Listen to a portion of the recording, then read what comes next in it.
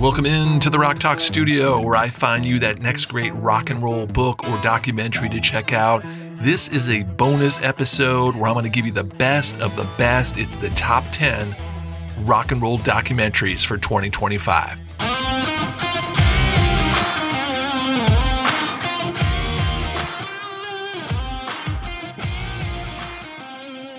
Looking back on 2025, I have to say it wasn't the best year for rock and roll documentaries. I just went over my 100th episode at the Rock Talk studio. It's the fourth year now of reviewing and previewing rock and roll books and docs. And this year just didn't have the quantity I've seen in other years. But what it did have was quality. And I want to get into the top 10 docs today and share with you some really cool stuff. So let's begin with a doc I didn't think would ever end up on my top 10 list. And that is a documentary about the Lilith Fair. Yes, the Lilith Fair, and the reason why it's on this list is because it was really good and it shined a light on something that's never happened before in the history of rock and roll. Now, I know we can dispute, was the Lilith Fair really rock and roll? It's borderline. I'm going to give you that. No doubt about it. But Chrissie Hynde played. Sheryl Crow was there. Sinead O'Connor played. Bonnie Raitt was there. But what they did was something that was really cool in this documentary was they put together a lineup that was all women in a time where a male-dominated industry didn't want anything to do with it. And it was a success. And it was a success for a couple of years. Sarah McLachlan, who put this together, deserves all the credit. And she is spotlighted in this documentary. And you see the coming together of all these great female artists. I thought it was a tremendous celebration of a sisterhood and how everybody checked their ego and how everybody just was for each other in creating a really safe space for people to enjoy themselves and enjoy this type of music. Really cool doc. Lilith Fair, Building a Mystery, comes in at number 10, and I'm glad that it made my top 10. And a really cool way to start the show today. If you would like to root for the underdog, Lilith Fair, check that one out. All right, let's get into the next one. Number 9, 1 to 1, the John and Yoko story. This is a story about when they left London, 1971, and they moved to New York. And for 18 months, they lived in Greenwich Village, and the doc is about how they were able to adjust to the move and how they really immersed themselves in not only New York City, but U.S. politics. It's a really quick cut feature of a lot of images that's spliced into this, so it moves kind of fast. There's a lot of Vietnam War going on here in the cuts. There's a lot of Nixon because he was, having a hard time with the politics of Nixon. It comes off as a really cool art piece. And the highlight is it also includes the only full-length concert that John gave without the Beatles. So the concert footage is great. I would say that the Yoko song wasn't my favorite, but the other parts with Yoko were really cool. And you got to see how Yoko was a major influence to John and really helped him during this time. Really cool snapshot of John and Yoko in New York City, and a documentary that I would recommend that is my number 9 doc of the year, 1 to 1, John and Yoko. This next doc was kind of accompanied with, but not on purpose, a really great rock and roll book that got into my top 5 for rock and roll books. So if you want to know my top 5 rock and roll books of 2025, you can go back in the archives, one show. Speaking of the archives, are all free, so you can get all 100 shows to take a look at for recommendations. But the documentary that's number 8 is the Ozzy Osbourne doc called No Escape From Now. The book is called Last Rites. It was his second memoir, but the director of Ozzy Osbourne didn't make this doc with it being that this was going to be Ozzy's last show. Tina Alexander, who made the film, was still working on it when Ozzy passed away. And this is really about how Ozzy got through all that pain that he was going through. He was having tremendous physical challenges towards the end of his life. And it was the last 6 years that are looked at here predominantly. The music was his saving grace. The music is great in this. And this is a really emotional film. This is an emotional documentary. Yeah, get the Kleenex. You're going to use them for this one. I really liked it. I love Ozzy. I love the book. I love the doc. Ozzy Osbourne, No Escape From Now. Oh, I really like this next one because it was kind of an oddball documentary that came out of nowhere. And I'm so glad that I got a chance to check it out. And it's our number 7 doc here on the countdown. And it's Devo. the documentary. I learned more in the first 5 minutes of this documentary than I ever did in all the years that I knew about Devo. And I was really blown away. There's a depth to this band that I never knew of. I was familiar with their kind of mantra of de-evolution, but I guess I never really put two and two together. I just never really looked deep enough to look past their kind of zany shtick. But this documentary does a really good job of opening up what they were doing, what they were talking about. And seen from a distance, Devo appears to be just the story of a band known for its wit and playful edge. But after watching this doc, and this is why I liked it so much, you learn why they are one of rock's most misunderstood bands. And at its heart, the documentary is about a handful of artists doing something only they can lay claim to, and that is being Devo. A lot of very archival stuff is in here, a lot of early stuff. There's a scene of them playing one of their early shows where there was barely anybody there. This is a really cool doc, really quirky, and it works with Devo. Check this one out, Devo, the documentary. The number 6 doc was in my top 5 documentaries for most of the year. I do a running, kind of like a power rankings top 5 in my newsletter. I really like this doc a lot. It has a lot to offer, and it just fell out of my top 5 right towards the end of the year because one snuck in there. But this doc is really cool. It's number 6 on my top 10 docs of the year, and that's Sly Lives, aka The Burden of Black Genius. And this doc speaks less to the fact that he's still around, and at the time he was in his late 80s before he passed this year, but it's more about the lasting brilliance of his largely forgotten legacy. The burden of being a black genius part is something this doc takes a look at from multiple sides, and it shows how Sly Stone struggled with the weight of carrying a race and a movement. He was so before his time, and I really love what Questlove did. Questlove produced this. He brought a bunch of artists together to talk about what it was like to have to deal with a ton of pressure as a black artist. And especially Sly Stone was one of the original superstars of black artists in the world of rock and roll. But Sly was out front with what he was doing and the sound he was making, and the culture and persona that he had to live up to just kind of destroyed him. This doc is really cool. A lot of great old footage, really shows you that, wow, Sly Stone was an innovator of sound, and he was a pioneer for the world of rock and roll. Sly Lives, aka The Burden of Black Genius, comes in very deserving at number 6 on the countdown.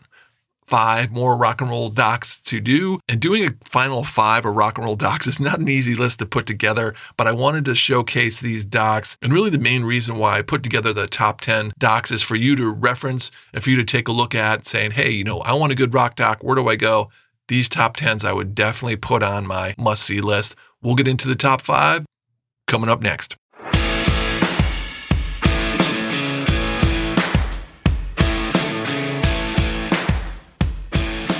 Before we jump into the top 5, I do want to mention to you something that I spoke about here was my newsletter.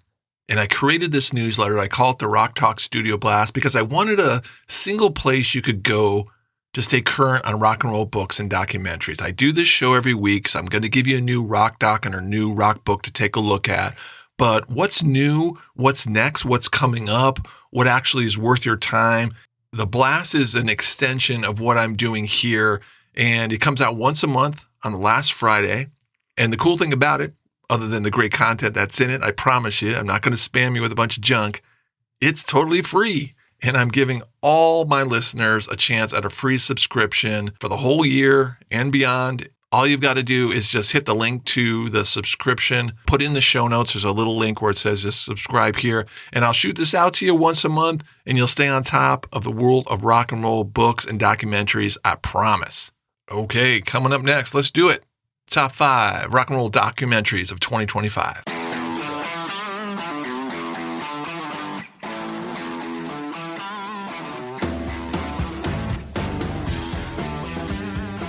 Countdown begin, number 5.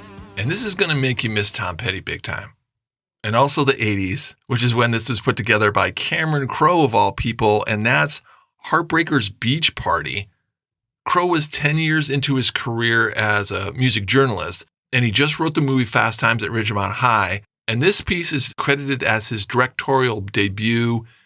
1983 when this doc was released on MTV, but it only aired once. It was 2 a.m. and they showed it one time, but they pulled it because they deemed it too experimental for MTV in 1983. Believe me, it's not all that, but it is really good because what it does, it shows you a ton of behind-the-scenes stuff of Tom Petty as he's just starting to kind of adjust to being a rock star. Damn the Torpedoes is out. This is more around the Straight Outta Darkness period. A lot of great tour footage, a lot of great live footage, a lot of great behind-the-scene band stuff. Really enjoyed it. It's raw. It's not polished, but it hits on a lot of levels. Heartbreakers, Beach Party, Tom Petty and the Heartbreakers. Check this one out. It's a good one, and it's number 5 on the doc list.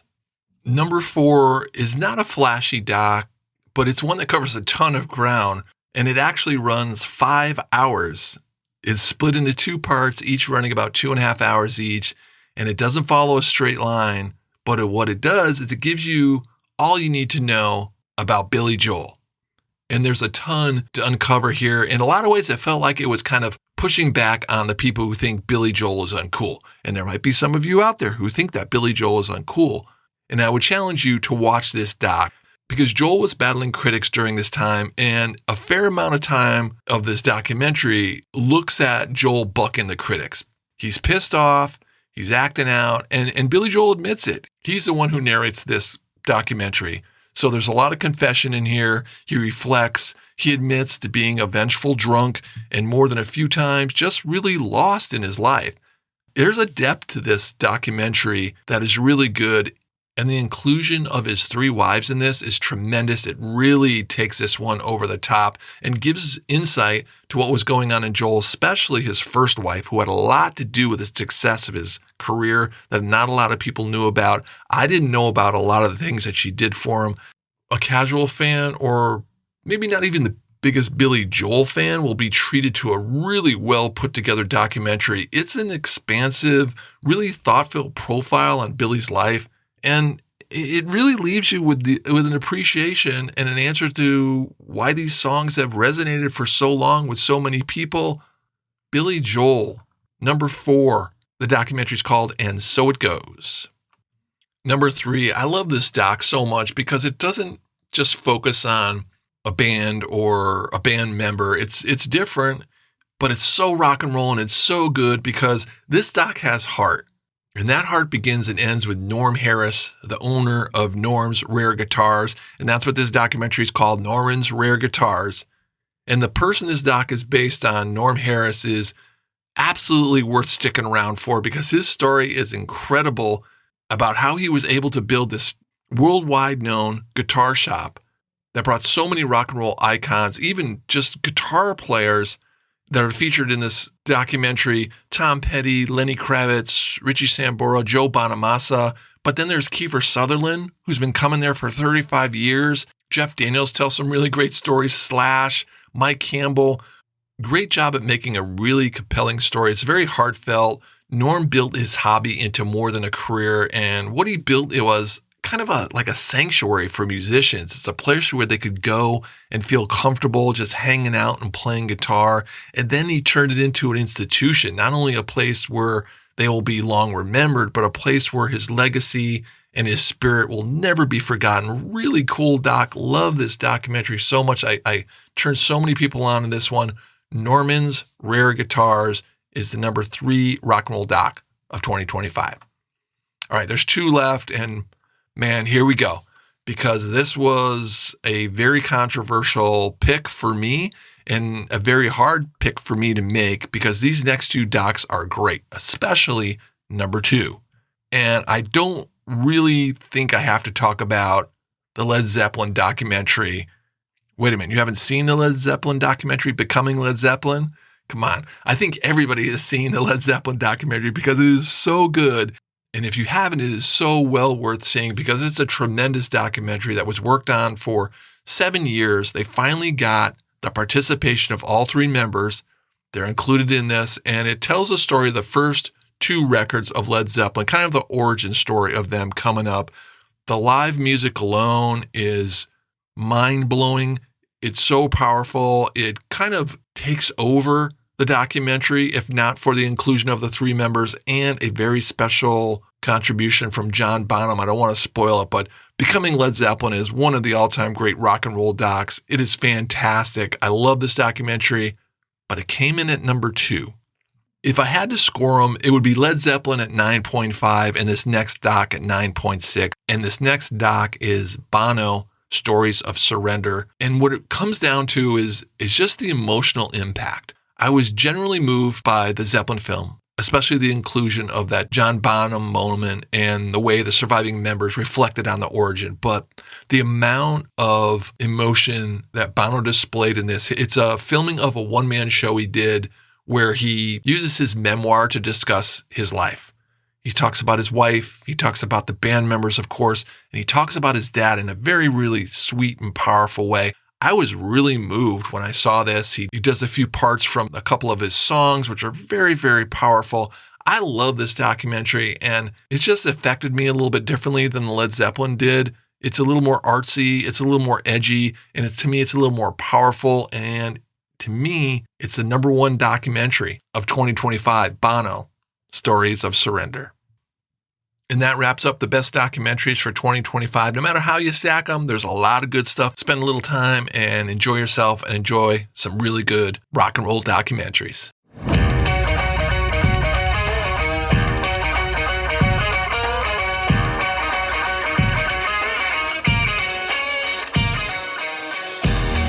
Next week, I'm going to get into a book about a band member who was a part of a band, a very successful band, who had probably one of the greatest rock and roll concerts ever documented for a band. Okay, did I say the band enough? It's Robbie Robertson's second memoir, and it's coming up next week. All right, let's tear it down, pack it up, and head on down the road. I'll catch you next time in the Rock Talk studio.